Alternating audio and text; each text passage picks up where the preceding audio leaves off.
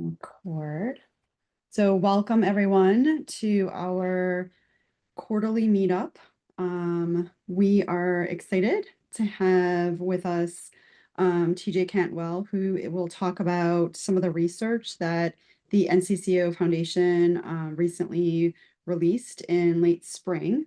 So whether you're new here or you've been with us before, we're pretty excited to have these types of webinars for there's workforce related trends and ideas. We share best practices, also highlight other workforce ambassadors who are maybe modeling certain types of engagement or community outreach that could be repeated in other areas. Before we begin, I just want to mention what a workforce ambassador is. This is a program that brings together companies who are all committed to raising industry awareness, which I think we can all agree is something that's pretty important.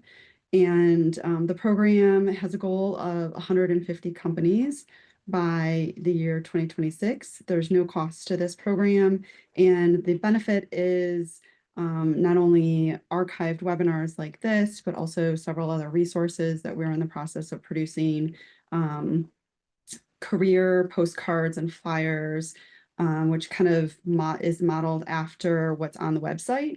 So those are printable resources and tools that you can take with you when you do career fairs, classroom visits, or even walk into, say, a workforce board or Chamber of Commerce and have a conversation about the industry and what types of careers you might need or be hiring rather. So that's a little bit about that. I'll put the link to that in the chat as we go along. But without further ado, I'd like to go ahead and turn this over to TJ. He can tell you a little bit about himself and about some of the research that the foundation has done and why they're doing this, and kind of launch into that. All right, great. Thank you very much, Jackie. Let me share my screen here. We can get going. All right. Can you see that? Yep, great. Perfect. All right. Well, again, thanks to Jackie and to the SC&RF for inviting me to speak about our recent release of our recent research related to workforce development. The title here might be a little bit grandiose, but hopefully at the end of this, by the end of this, you'll have heard some new stuff that you haven't heard before in terms of the data and information related to the industry, related to similar roles that we've discovered that could be good for recruitment in this industry, and some ideas about where you can look that's maybe you've already thought of, and hopefully some new places that you haven't thought of already in terms of recruitment efforts for your company, your organization going forward, because that was really the goal of this research. And again, I'll explain more, but about what we're focusing on. But let me start. Again, today's agenda will be, I'll talk a little bit about our foundation, just to give you a premise of what we're doing, why we're doing what we're doing. I'll talk about some of the research we've previously done, because that's important to set up what we're doing here on this research project. Then I'll go through the actual research itself, our most similar jobs research that came out, as Jackie said, in spring. We'll talk through how the research methods were done, just so you can see the very solid scientific background that this is based off of. Overview of those research methods. Then I'll give you some examples and highlights. It's over 100 pages long, the full report, so I can't go into every single bit, nor would you probably want to listen to me do that. And again, there's a lot of very technical stuff that's in there, so I'm going to give you more of the highlights and things that are hopefully going to be more usable for you. And then we can talk about some of the key takeaways and recommendations that came out of the report that are also within the report. But again, I'm going to bring those out to discuss those, hopefully in terms that will be more useful to you and resonant for you. And then we'll talk a little bit at the end about how our foundation is using the information that's come out of this research, and then some things that we have that potentially could be resources that you could use. And of course, if we'll have time at the end for some Q&A if there are any additional questions. So just as a quick overview here, our our organization is a 501(c)(3) nonprofit. We were founded back in 2018. I'm sure everybody here's if you've got crane operators working for you or on your site, you're aware of the NCCCO and that certification programs that they put on. So we were created as a spin-off organization. Basically, we're a supporting organization of the NCCCO, but separate. And we're focused very much on the aspects outside of certification. So we're very much in favor of certification, but we are not involved in any of the exams or anything that goes on with the exams and the certification. That's all CCO proper and CCO certification. So our focus and mission, as you can see on the screen, is really to try to promote industry safety, and we do that in a variety of different ways through research, education, and workforce development. And so this today's presentation really crosses over both of those things, or at least a couple of those things, related to workforce development and research. And so we've done some what I think is kind of new and innovative research related to similar roles in this industry. So we have a couple different committees that work with us as well, with industry experts, SMEs, that provide their expertise related to workforce development, education, and research as we go forward. And again, that's kind of the premise of our organization, very similar to SC&RF, and that's why we work together on a lot of these initiatives where there's crossover and hopefully providing resources to the industry that you guys can use.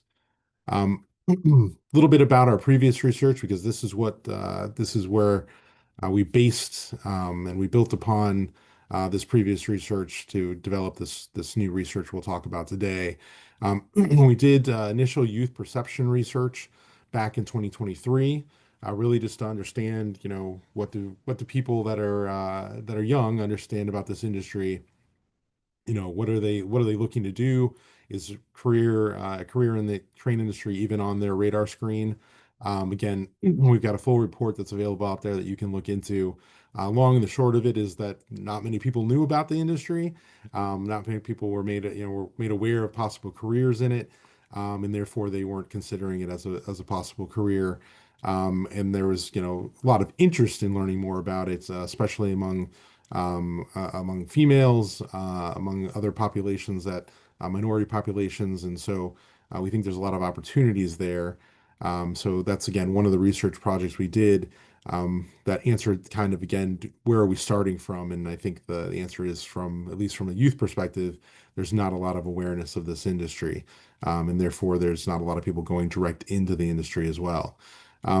General crane industry research we did back in 2024, actually. It says 25, my apologies, but 24 we released it. And again, it gave us a good perspective. It was a research on the crane operators that are out there and others that are working in the industry. We did a survey of those folks and got their feelings and perspectives on working in the crane industry. Again, some of the highlights that came out of that, and this full report's available on our website as well. But some of the highlights that came out of that was, providing that they feel a big sense of pride in the work that they do.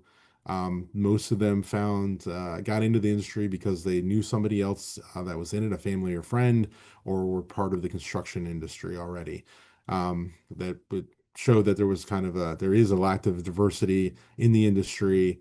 There's several hurdles to get into it due to lack of exposure, cost of training, difficulty of training. And some takeaways were that, be able to create a better structured training, career paths were necessary, and to provide that information out to individuals about the many benefits and great salaries and good working environments that you can experience in the crane industry were some of the takeaways from that. So what did that leave us with? It left us a bunch of questions, which is, what else, given this and given that there's, a lack of understanding, a lack of knowledge about the industry. So, and a lot of people come either from a family or friend, or from the construction industry itself. What could we do to help identify other places that we could be looking for, trying to do recruitment, and for the industry to do recruitment for different positions in the crane industry? Where could we be looking? That's kind of a unusual suspect, if you will. And then why are the people that are getting into this industry, why are they the ones who are successful in it? Why are they good? Why do we pick out those people? Why do those people gravitate towards this kind of industry? Can we quantify those in a way that will be meaningful to the industry so that you're not just saying, well, he or she seems good. I like them. Yeah, they probably would be good for, a crane operator, or they probably would be good as a rigger. Um, and what does cross over in terms of skills and abilities. And you'll see this is where the research really focused. So the key questions we were trying to ask were, what occupations are best positioned to transition into this industry? What occupations have employees with the skills, um, such as personal characteristics, knowledge, that are best suited for this industry? So what do those skills even look like in terms of similar jobs that we know are in this industry that we would want to highlight, and what do we want to focus on? And then the occupations that those employees, perform, what kind of tasks that they perform? What are they comparable or comparable to the stuff that's done in this industry? And again, not for one, but are there comparable things that we could be looking at in terms of, trying to recruit the right people that will be successful in this industry? And then overall, this is the goal, to be able to attract more people into the crane industry, to help them uh, be more interested in joining the industry. And then is there other ways that we can be improving the career pathing? So, how do you enter the field? What do we tell people in terms of, you have no experience, but you want to get into this field? Is it just go into construction, and maybe you'll find your way into it? Are there certain skills that we should be focusing on and trying to enhance, even with those that are already like working for you, or those who are, in a more entry level position? Can we work on developing what are the true skills that need to be focused on in order for them to be better at their jobs and to be more fit for being in the crane industry? So we've tried to put those as our goals, and set those as our questions.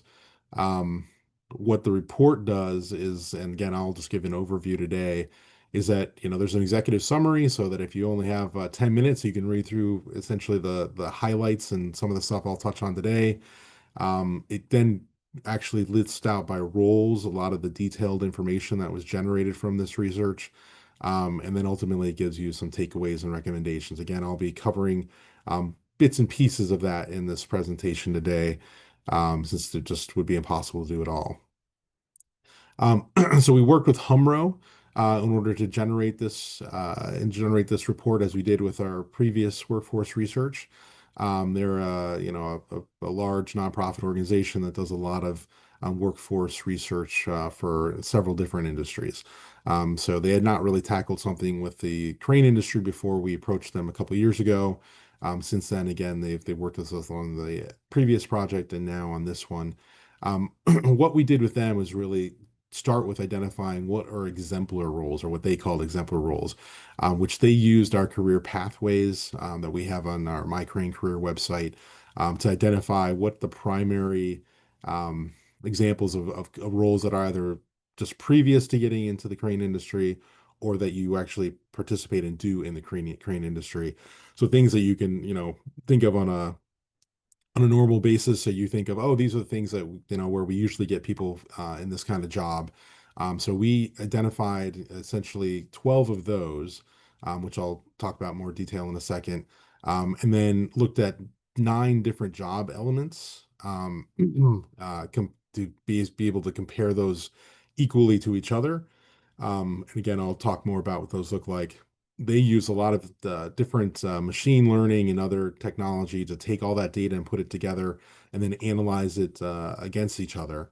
And then they identified, using other resources, they actually used cluster analysis, and then they used some labor market data, and some feedback from our SMEs, and discussions related to some of the findings that we're getting.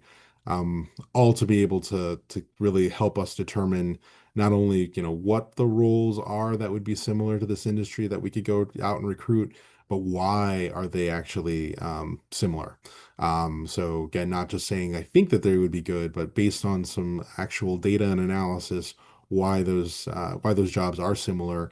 And again, it's developed or generated some very interesting results. So the example roles I was mentioning a second ago, again, this is really based on the career pathing that we have on our website for my crane career. But we, obviously couldn't pick every single role that's out there.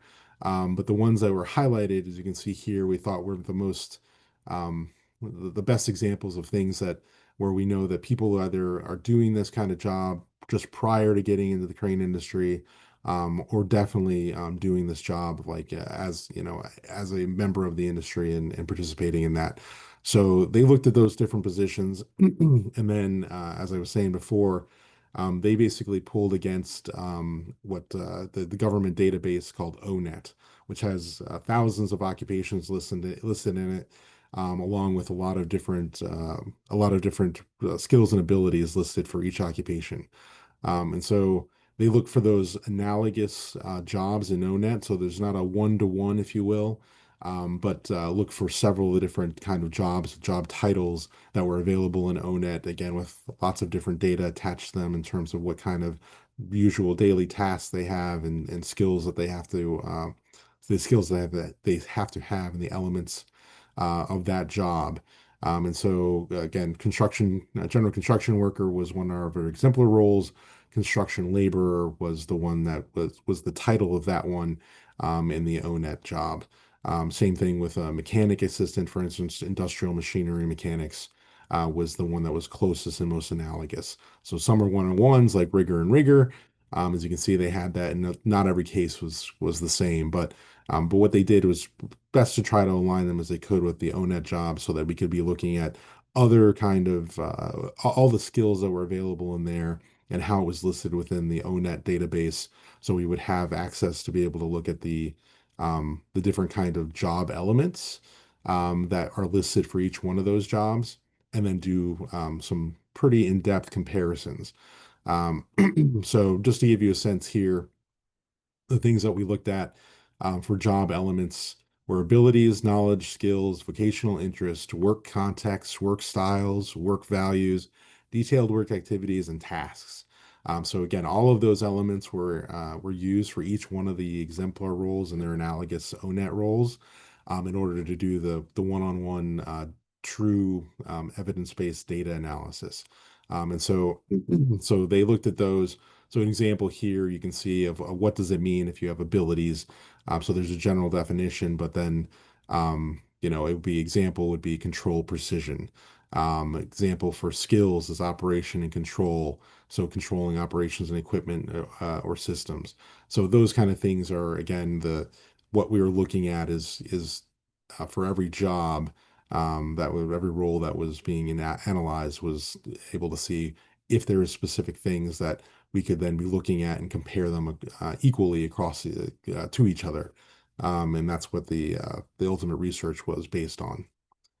Um, so interpreting the results, obviously you can imagine we have a lot of information that came out of it. Within the report, you'll see that it has a section that provides information about how to really interpret it. I'm going to give some examples here, just to give you an idea of what's in there. But again, for all 12 of the different exemplar roles, there is this level of a detailed analysis for each one of them. Um, some of the things just to note here, our SMEs that when they looked at it, they thought that knowledge, skills, and abilities were the most important.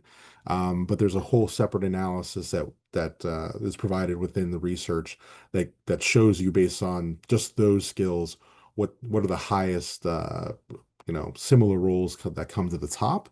But for each one of the roles, we actually broke it down. So again, you can see where the abilities, the context, the skills, the styles for each one of those, it's compared against the exemplar role for that one, and then you can see the other roles that have very similar ratings.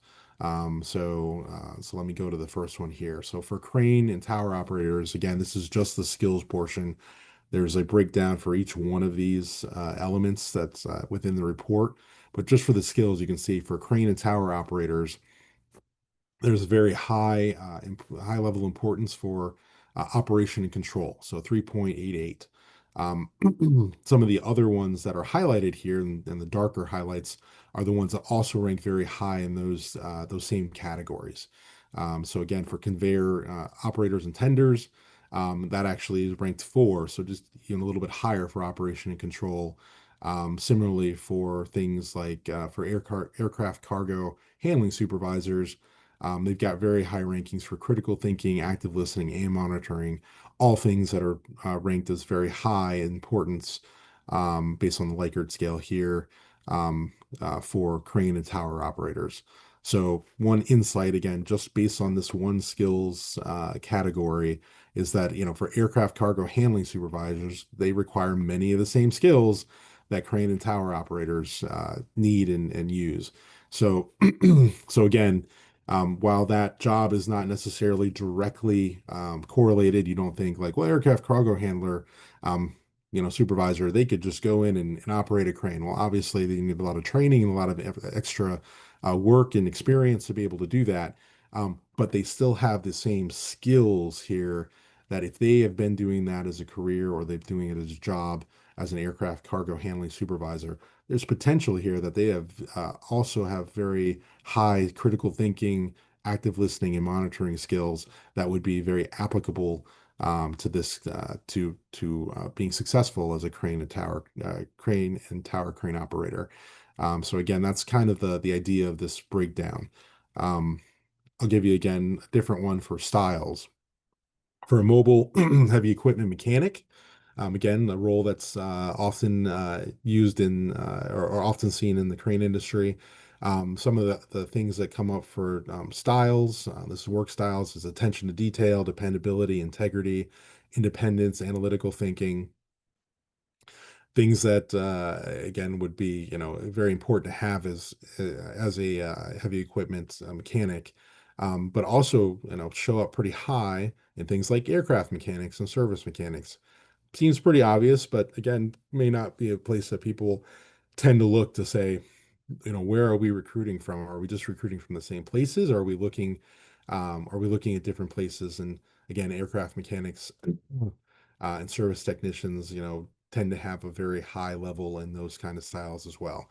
And so you have to look across all the board, the whole board of all these different elements in order to see kind of where that all coalesces and you get the highest correlation between these different kinds of jobs, which again I'll talk about a little bit and give a couple examples. But the report does go into that and talk about which ones for each of these kind of exemplar roles, which ones are the um, most correlated and done in a lot of the different aspects. Again, abilities, won't belabor this, but for light truck drivers is another exemplar role. Again, some things that came up were many overlapping abilities for orientation, near vision, problem sensitivity um, for light truck drivers versus bus drivers and transit intercity. So again, those same people, if you're recruiting from light truck drivers already, which I'm sure many of you are, in order to get into your crane roles, there may be opportunities in some of these other areas as well to say, hey, you know what, those people might actually have skills that would translate as well. We don't need to just pull from light truck drivers, even within our own organization. Some of the other things that they did look like too, again, was some of the actual tasks.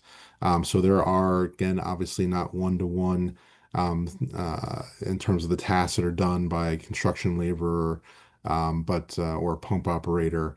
But there are similar things that are done, and so they looked at the kind of how similar they are in terms of overall similarities of the work that needs to be done within the crane industry. And there are charts for each one of these exemplar roles that breaks it down so you can get an idea of like, oh, they do similar things. Again, this is based on the ONET data. They do similar things, the stuff that we need our folks to do. if they work for us in the crane industry. And so they broke those down, and as it says here, tens of thousands of task pairs, and did a lot of different AI and machine learning and things that went back and forth to compare everything and provide ratings of those in order to give a much more comprehensive view of each one of these positions and what would be analogous or similar roles.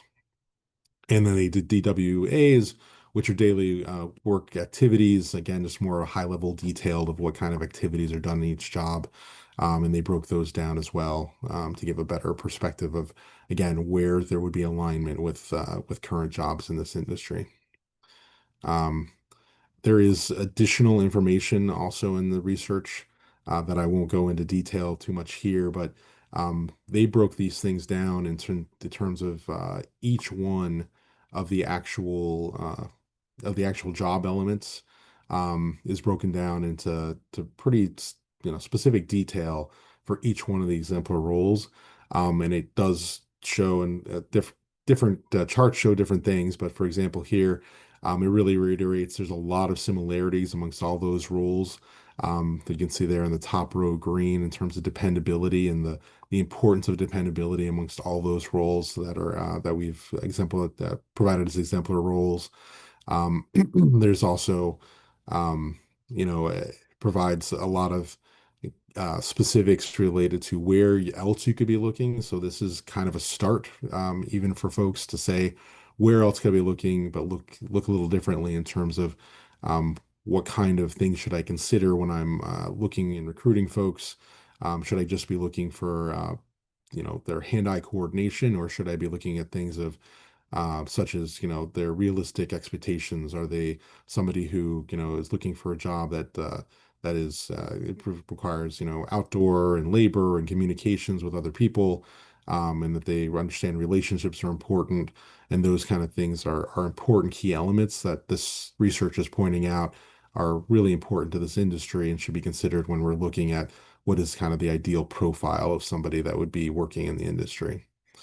Um, and within this, they're also included some employment trends. So you can get a sense of, of the kind of jobs that they're suggesting that could be similar. Are those trends going up or down? To really see, does it look like there'll be actually more people in that kind of industry, and so there'd be more opportunities to get people from there, or are they trending down, and so there'll be a less ripe place to recruit from. Um, and as I said, they did some other clusterings related to the SMEs and their importance rankings. As I said before, they had thought abilities, knowledge, and skills were the most important. And so, how did that actually rank amongst everybody, all the different exemplar roles in terms of the importance level, in it being important to being successful in this industry. So there's a lot more insights in the actual report itself that I'll talk about in a minute that you can really dig into a little bit more. So getting to the the nitty gritty of examples, and again, there's this for every single one of the exemplar roles that we put there. But crane and tower crane operators, um, similar roles that were highlighted, as kind of the executive summary of this research were aircraft cargo handling supervisors, hazardous materials removal workers, machine feeders and off bearers, stockers and order fillers. Again, some of those ones I'm sure come up and you're like, that doesn't track with what I think. What the reason that those came up, and that's why we've got all the different rankings and charts in there, are because of some of the skills and the abilities and the job elements that we're and tasks that were analyzed. So, for example, the reason these are pointed out was because of strong multi-limb coordination and far vision being important, accuracy, critical thinking and monitoring, dependability, high stress tolerance, again, physical oriented jobs. So all of those jobs that are listed here ranked the highest in terms of the having a strong similarities to the kind of jobs or the kind of things that would be required as a crane and tower crane operator. There are obviously more. This is not an exhaustive list, but this is kind of an idea to give you that that's how this research was coming out, and a place to start. Again, I'm sure some of these are ones that you had not really thought of before, but that we think is worthwhile investigating further to find out if there's opportunities to talk to those folks to try to recruit from that area and that industry, instead of just always recruiting from within the construction industry. But that said, there is, again, obviously construction laborers that are recruited a lot and that get into the crane industry. So we looked at that as well. Again, some of the things, most of the folks that are listed here in similar roles are probably ones that you know of. What, however, was answered here was a little bit more detail and evidence related to why is that the case. So again, liking to work outdoors, familiarity with safety equipment, natural knowledge of mechanics and public safety and security. They understand that dependability is an important key part of a job, and they can tolerate high stress in many cases because they're involved with it on a regular basis. Again, these are just examples, but in the charts you can really get a sense of like, okay, these are the different reasoning behind why we are actually recruiting people from this industry. Again, construction laborers rank high in that because they rank high in a lot of the skills that are important to be in this industry and be successful in this industry. Heavy tractor trailer driver, again, another example of where I know the industry is already looking. However, there are some similar roles to that this research pointed out. Bus drivers, locomotive engineers, again, a unique one there. Refuse recycle material collectors, so the garbage collection, cleaners of vehicles and equipment. That probably aligns a little bit with what's maybe already happening in some of your yards. But things like again the refuse and recycle material collectors, bus drivers, again, people that may be thinking, that doesn't ring a bell with me. But again, in terms of the kind of skills and the things that they are dealing with on a regular basis, the research shows that there is strong alignment with this industry, and that is a good place and a potential place that we could be looking for recruiting people for the industry. So again, things like control precision, response orientation, operation monitoring, just being dependable, cooperative with other people. Again, all things I'm sure that are ringing true for you if you're an operator or work with people in this industry that are very important. Those things also are very important and stuff that people in these other similar roles are dealing with and are used to on a regular basis. So one final one, again, I'll give an example here. Just again, riggers, some places that some of the roles that came up: aircraft cargo handling supervisor, again, the hazardous waste materials, weighers, measures, and checkers, which is a pretty broad category. Again, but again, kind of putting out that as roles that may not have a title that are you may not find somebody that I'm a weigher, measure, or checker, but somebody that's doing a role that requires that kind of skill. Are the kind of people that again that might be good for these more entry level rigger positions. So again, why? Because they have multi-limb coordination, they're dependable, they have high attention to skill in those kind of roles. They're already doing physical work. They enjoy hands-on jobs. In many cases, they're doing outdoor work already, which we know is, for the most part, a very key part of being a rigger. And so those kind of things, where you can look at and say, what are the skills and what are the reasonings behind why these people would be potentially good, are what this research is getting at.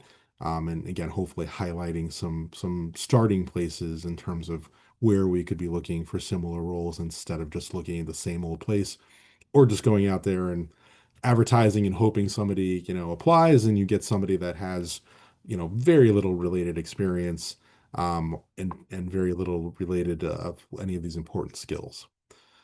Um, so again, this is kind of what we're trying to answer.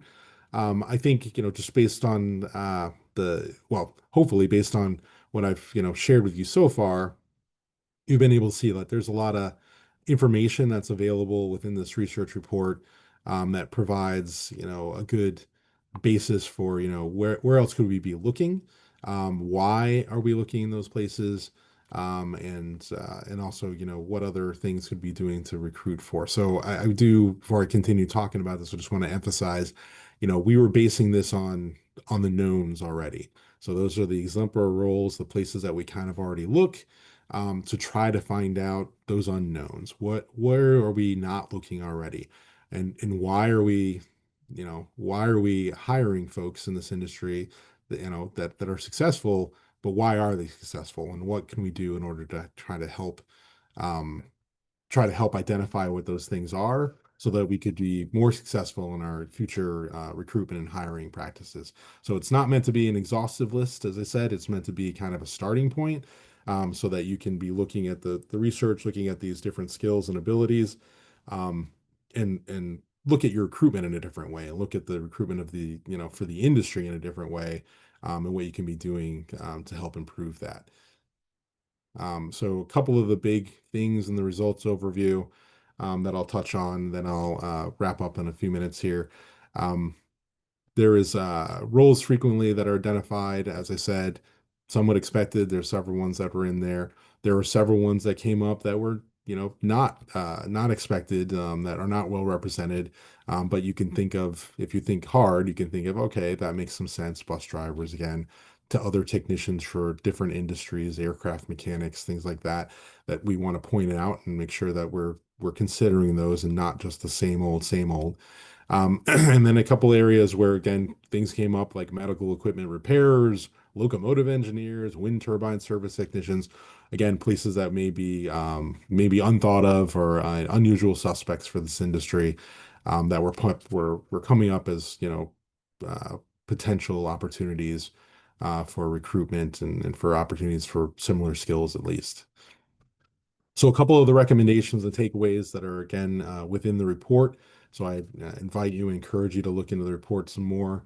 Um, but there was some information that came out in terms of, what other roles could we be adding into these career pathing. So again, both for your organization and if you're considering, where are we looking for people, I think this expands our overall groups of people that we can be looking into that are not currently in this industry or maybe underrepresented in the industry that we could be looking at.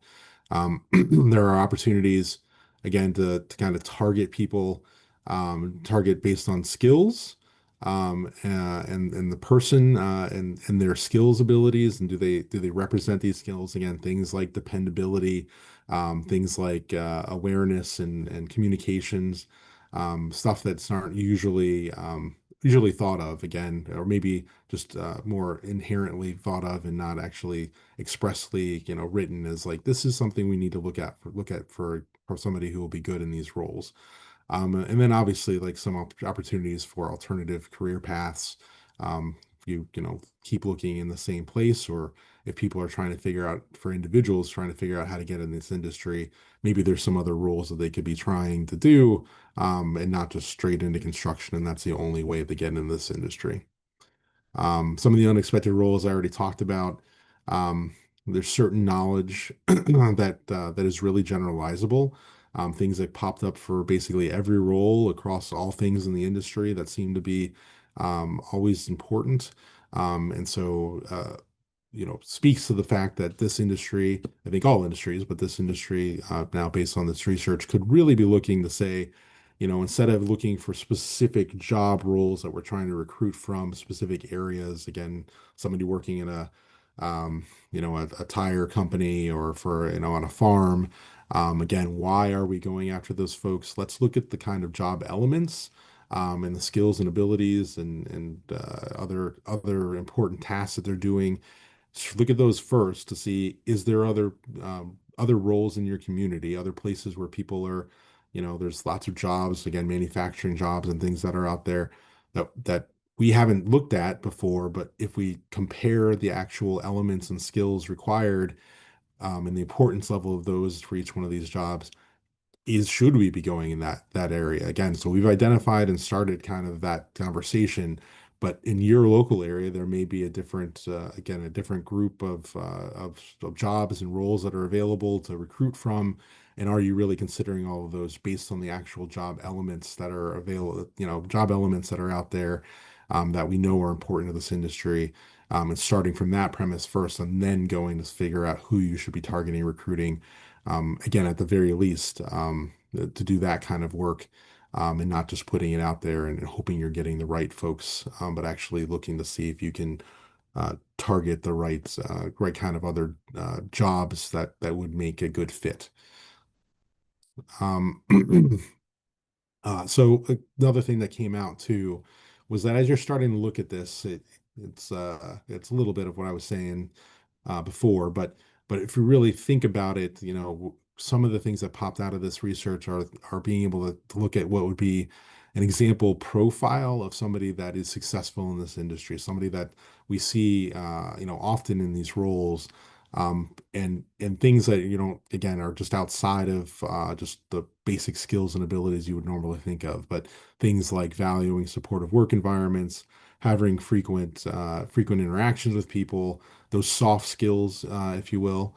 That's very important. Being dependable, detail oriented, high problem sensitivity, all those things are really important. So if you're looking at who you're going to hire and what the important, what things to really consider, knowing that they can operate a piece of equipment, and are familiar with controls and have good hand-eye coordination, again, very important. But some of these other things really popped up as important things that you need to consider when you're hiring folks, and kind of a different way to look at it going forward. And where can we find, again, these people that have these other skills that we know are important to be successful, not just the basics that you think about. And then how does that relate to outreach? And so I think being able to target messages to folks that do trend towards these things, like being able to obviously work outside, but those people that have those high level of responsibility, the people that actually want to be involved in working with other people, and feel that they can have a leadership role. Again, things that came out in this research report that showed that these are important things within the industry, but we should be advertising and messaging around those kinds of things, and not just say like, hey, this job you can get paid a lot of money, but this job is actually right link to a lot of skills and abilities that you already have that you could be utilizing, and making more money, and utilizing them, in a team environment, and working with others, and having high levels of responsibility. And those kind of things, I think, are ways we can use this research to really customize and change our messaging around our recruitment efforts. And then what can we do for those who are already in our industry in terms of upskilling, and what skills and abilities, again, these soft skills, these other, problem solving skills, if we need to, utilize that in order to determine what things we can be doing to improve the skill levels of our existing operators or existing people that we want to become operators.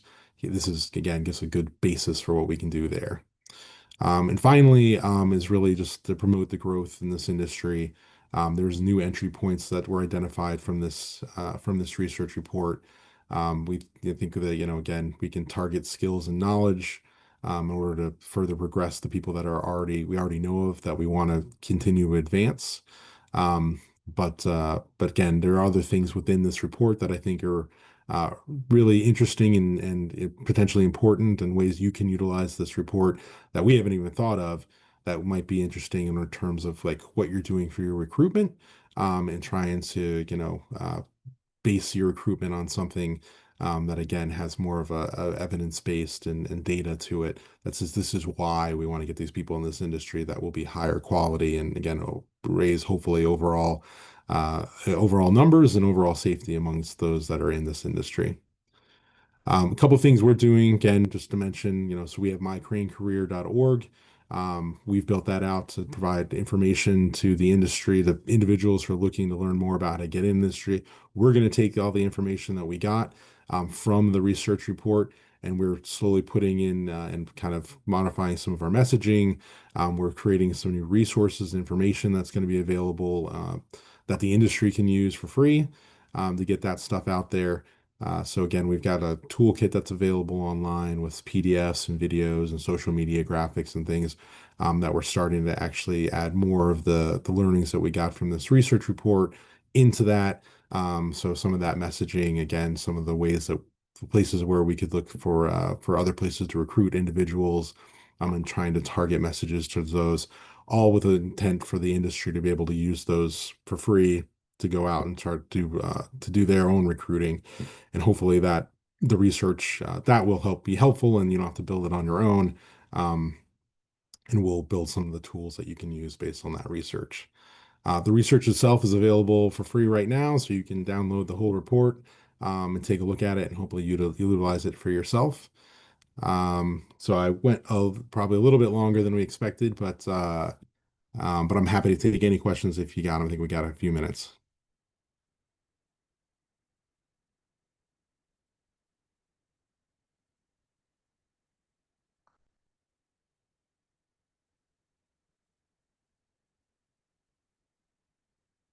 Jackie, do we have any questions? You're on mute. I'm looking, if you have any questions, feel free to drop it into the chat or take yourself off of mute. Uh,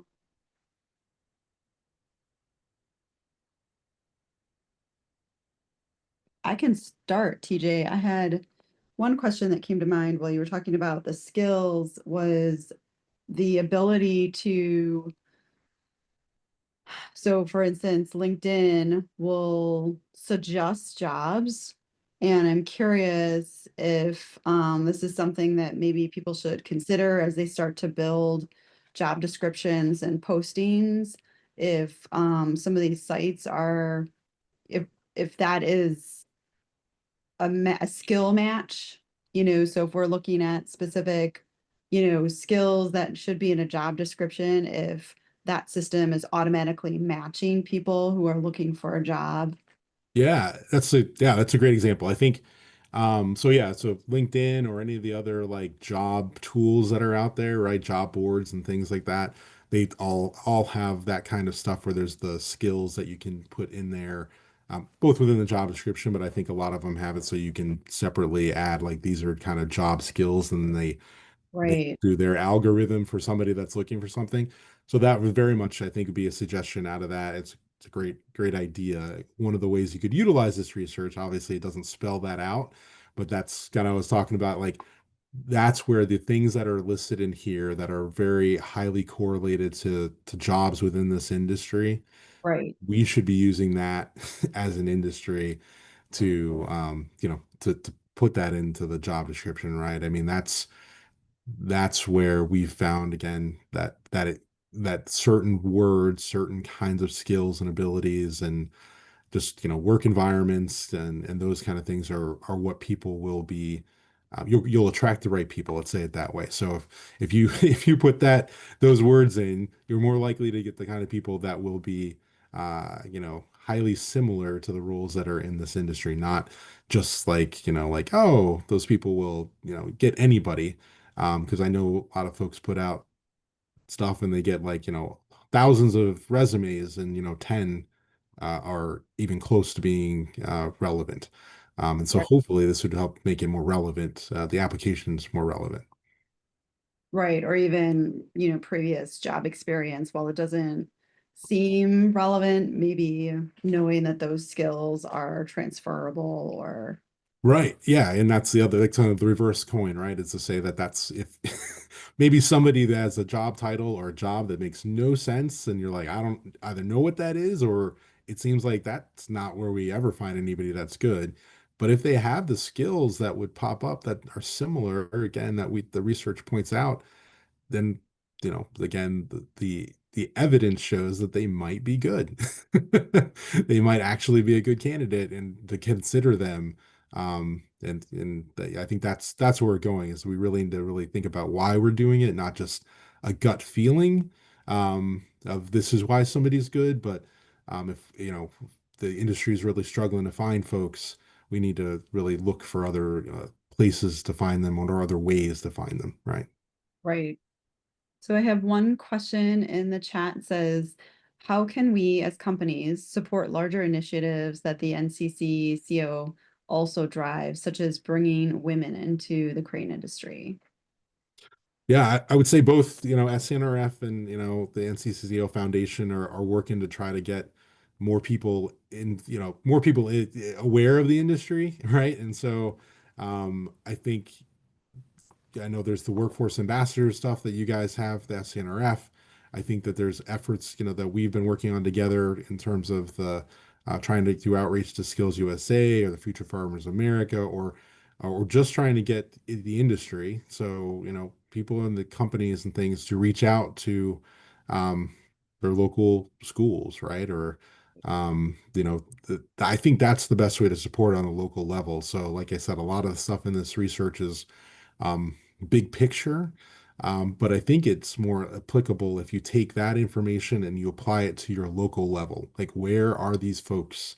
Where are the people that, if you're in a rural area, the jobs are going to be different, and the people that are in your area and their skills are going to be different than in an urban area, right? Right. So, manufacturing versus farms and things like that. But you can take this generally these skills that are generally applicable to everybody to say where can I be searching, and what jobs are in my local area that are similar to that. And so I don't know, you got thoughts, dude? I was just gonna say, I think the ask is, or the call to action from both foundations here is that we are creating resources. CCO has resources that are created based on the research that they're doing. So Career Starter is a website that you can go to and share, when you're doing presentations, that's where you send the kids to do this quiz, right? And, similarly, the SCNRF has resources that you can take in with you. You can print flyers, and there's a flyer for, educators that kind of tie what they're teaching, whether it be mechanics or heavy equipment, to some of the careers in our industry. So both of us are just looking for companies to kind of utilize the resources that are out there. I think both of us will tell you, like, we are attending national events, but our hope is that companies are kind of repeating these types of, exhibits at the local level. So both Skills USA and FFA have state level gatherings and opportunities for companies to come and, meet with students, meet with educators. That's a great place to be. Also, many states are doing construction days or, touch a truck events where you have that opportunity to talk to people coming by. So this is, a classic like knowledge is power situation where this is research that is being done so that you can, go out into your community and make more informed decisions. Yeah, totally echo everything you said, and I think that is it. Utilize the resources, and I guess also tell us if there's other things Right. that you need. I mean, that would be useful. I mean, that's the foundation's organization, as organizations' goal is to create those resources that can be used by industry. And so, if there are other things that are not available or that would be useful and helpful, let us know. And we can see if we can try to build them. But providing this research again is just part of it. And I know that SCNRF's doing research as well to try to figure out the can we, can we figure out the answers to the questions that we have, and then hopefully industry, I mean, will help, but hopefully industry can put those answers to good use more than we can. So one more question. Okay, most of our crane operators require CDLA licenses. How are the smaller mid-sized companies addressing contacting non-CDL candidates, given this expensive and time-consuming license as part of the basic skill set needed? So that is, I'm not sure if I have a good answer for that question. I think that it's a good question for some of the other organizations and stuff, like other SCNRA, maybe some of the ambassadors too, that could answer. Jackie, I don't know if you got a good answer for it. Yeah, I'll just kind of mention that the foundation has funded several scholarships, especially for smaller companies that have new employees coming in to get their CDL. Knowing that that's a requirement, that's one of the top scholarship, like considerations is if they're being brought in as a new employee and need that type of training. So the foundation has awarded that. I think that it kind of is, from what I've heard anecdotally, I don't know if anybody else wants to kind of speak up and add to the conversation. I think that it is by company. I think more and more companies are setting aside money to train and bring in, new people with the knowledge that they are going to need an investment of training. And I think that I'm just going to throw out there that this additional information from CCO and understanding even just generically what types of skills you're looking for and what types of like attributes. So to create, this persona, so to speak, of what you're looking for that's going to fit into not only the job, but your company culture as well is pretty important when you are considering the amount of time and money that you have to invest into this new hire. Right, right. And I would even say that the um so again, obviously, like some of the stuff where that's there, like a light truck driver and things like that. But there are places to go where there people are get a CDL, that are maybe not, they're not long haul truckers or things like that. That the industry there's just a variety of different places. I think this industry could be like, hey, they've got a CDL or they maybe had to get something, but the job isn't necessarily a career.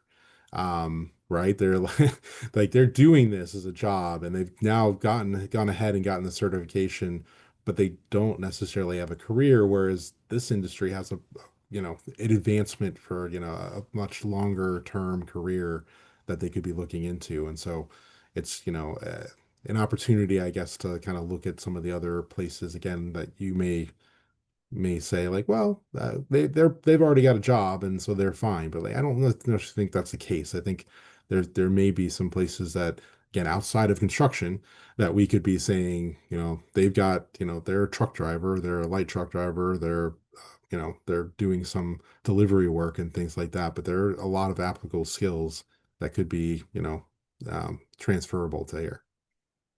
Right. I agree. Well, I think we are actually um, Oh, yep, at that the time. top of the hour, so I want to go ahead and respect everyone's time. I will make this available and um, send out TJ's information as well as the links to the report. And obviously, if you have any ideas for additional resources or other projects that you'd like to see research wise look into for the industry. Obviously, we are always taking suggestions and feedback. So there isn't anything else. I will say thank you to everyone.